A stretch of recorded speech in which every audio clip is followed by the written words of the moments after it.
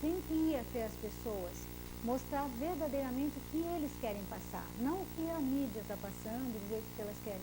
Mas, por exemplo, eu fazendo esse trabalho nas escolas, eu vou passar eu mesmo, sabe? Eles não precisam só destrinchar o livro, eles podem destrinchar eu também, quais são as minhas experiências, a que ponto eu cheguei para fazer esse livro, até que ponto eu precisei me desenvolver. Eles perguntam da maneira deles, e aí sim eles vão tendo um contato pessoal com a cultura, com a arte, e vão gostando também, né? Porque a leitura, a gente não encontra, não tem o livro, ele não se é lido pelas ruas, onde for.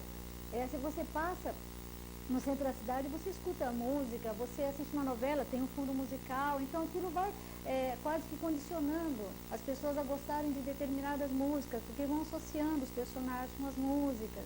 E a leitura? Né? A leitura não tem como. Então, eu acho que os primeiros passos eu estou dando, vou levar os livros, presentear e conversar sobre os livros. Então, é um trabalho assim. Até é uma questão cultural, né?